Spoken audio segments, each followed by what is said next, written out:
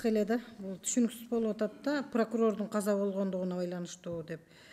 Не 25 миллион төлөнөбү камсыздандыруусу? 25 миллион эмес. Кайсы прокурордун каза болгон? Түшүнүксүз да.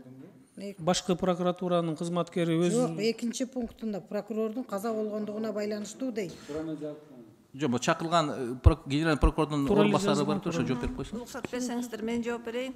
Кыргыз Республикасынын прокуратура жөнүндө конституциялык мыйзамдын 84 беренешинин 5-бөлүгүнө ылайык кызматтык милдеттерин аткарып жатканда курман болгон адамдын үй бүлөсүнө төлөп берилчү материалдык акы бул жерде кызмат орду боюнча, акыркы кызмат орду боюнча орточо жылдык эмгек акысынын эсебинен 20 жылдык эмгек акы өлчөмүндө бир жолку жөлөк пул төлөнөт деген чечим кабыл алынган. Бул 21 миллион 699 миң сом түзөт.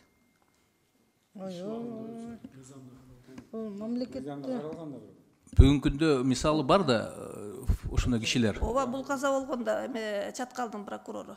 Ким? Чаткалдын прокурору, бул жерде даже фамилиясы жазылган. Азыр Дагы бар же?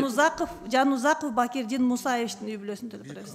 Бир эле киши же дагы барбы? бир прокурорго 21 миллион бөлүнүп берилеби? Ооба, мыйзамда ушундай жазылган 20 оклад төлөнүлөт. Жок, ошону эсептелет, 20 жылдыгын эсептегенде ошончо болуп калабы? Ооба, 20 жылдыкта ошо 21 миллион. Мамлекеттин казынасына да баракелде. Ошондой чыгымдарга түткөн.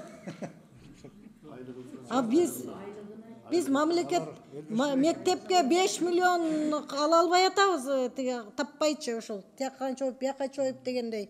Эми албетте мыйзам. Биз каршылыгыбыз жок. Болгону таң калып атамын да.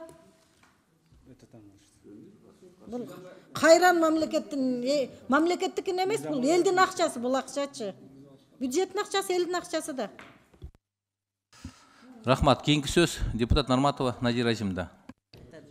Эми айтпайын десең, ичим күйөт. Айтпай койсом дагы болбойт деген сөздөн айлан кетет да, ушундайчы. Өзү прокуратура менен сот органдарыныкы чересчур эле өздөрүнө мыйзамды тууралап алган экен да. Азыркы эми сумманы көрүп эсиң ойт да, прокурор болуп туруп өлгүң келет да, чындыгындачы.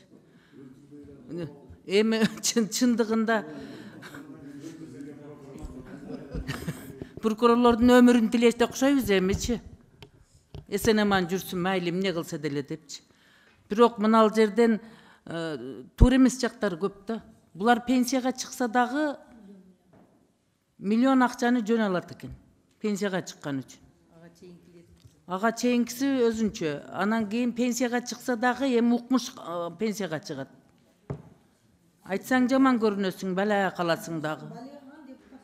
Айтып коюпчу.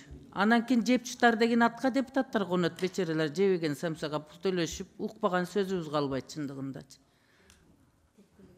Анан эми азыр мына жерден кызык эле болуп атат да.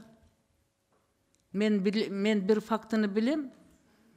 Бюджет кыйналып турат деп туруп, сагыр балдардын ошол атасынын тие турганды дагы кечиришкен фактылар бар. Кечирип жок кылгыла.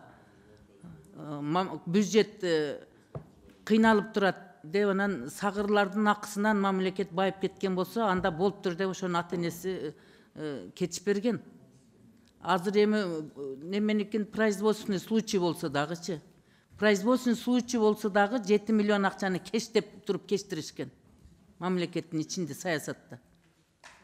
Азыр эми бир прокурор өлүп калды деп туруп 21 миллион компенсация төлөгөн десе, мамлекеттин бюджети кандай болор экен? Ошону дагы бир калыстык менен карап койгула.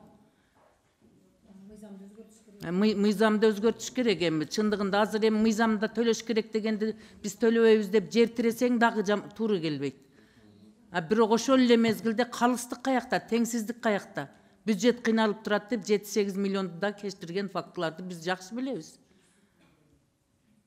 Ошон үчүн эми бул маселеде азыр артка кайтарсак дагы туура келбейт. Ошон үчүн мыйзамда көрсөтүлгөн болсо, колдой турган болсо колдош керек дагы, буга тез аранын ичинде мыйзамга өзгөртүү киргизиш керек да.